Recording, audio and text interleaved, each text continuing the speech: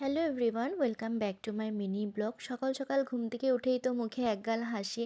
কারণ হচ্ছে আজকে যাচ্ছি আমি বাবার বাড়িতে, আর সাথে আরেকটা কারণ আছে, সেটা পরে বলছি। যাই হোক, বড় অফিসের জন্য বেরিয়ে গেল, তারপর আমি সব কিছু গুছাগুছি করে আমিও ফ্রেশ ট্রেশ হয়ে খেয়ে দিয়ে বেরিয়ে গেলাম স্টেশনে যাওয়ার জন্য। স্টেশনে গিয়ে দেখলাম ট্রেন অলরেডি ওখানে দাঁড়িয়েছিল। তারপরে ট্রেনে উঠে বসে বাবাকে টাটা দিয়ে দিলাম, আর ট্রেনটাও ভালো ভালো করে টাইমলি ছেড়েছে। তারপর ট্রেনে উঠলেই তো আমার ঘুম পায়, তারপর একটু ভালো করে একটু ঘুমিয়ে নিয়েছিলাম। তারপর হঠাৎ দেখি এই একটা কাকু নলপাপড়গুলো বিক্রি করছিল।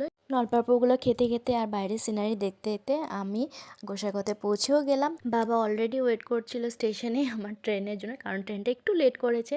তারপরে তো বাড়িতে গেলাম, আর বাড়িতে ঢুকে বাবার গাড়ির হর্ন সাউন্ডে এই মহানজন এসে গেছে, কারণ উনি বাবার হর্ন শুনে ভেবেছে ওনাকে মানে খেতে দেবে আর কি।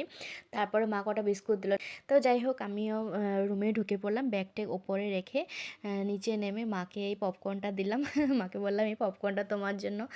তারপরে আমরা বসে গেছি চা খেতে, একটু চাটা খেয়ে নিলাম। মা অনেক কিছু পিঠাটা বানিয়েছিল।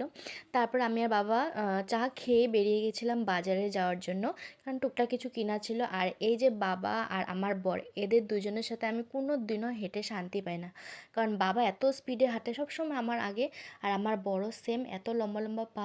লিটারালি আমার সবসময় দৌড়তে হয় এই দুজনের সাথে যখনই আমি বের হই কোথাও। বাড়িতে এসে দেখলাম নতুন আরেকজন অতিথি। তো তাকে আমি বলছিলাম, কিরে তোর মোচটা দেখতে তো একদম জেঠালালের মতন, দেখো ঠিক কি না জেঠালালের মতন। তারপর ও ডিনারটা কমপ্লিট করে চলে গেল, আর আমরাও গল্প করে নিলাম একটুক্ষণ। তারপর আমরাও ডিনারটা কমপ্লিট করে নিলাম। এই দেখো, সব কিছুই তো শেয়ার করলাম, কিন্তু কারণটা যে বলেছিলাম বলবো সেটাই তো বলা হয়নি। তো বাড়িতে আসার আরেকটা কারণ হচ্ছে আমার ছোট্টবেলার বান্ধবী, যার বিয়ে কালকে থেকে সমস্ত পর্ব আরম্ভ হবে। বিয়েতে কি করছি, কি পড়ছি, কি খাচ্ছি, সমস্ত কিছুই পর পর পর ব্লগে শেয়ার করব তোমাদের সাথে।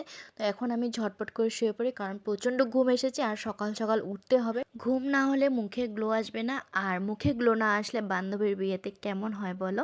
তোমাদের ভিডিওটি কেমন লাগলো আমাকে অবশ্যই জানাবে। দেখা হচ্ছে পরের ভিডিওতে, বাই।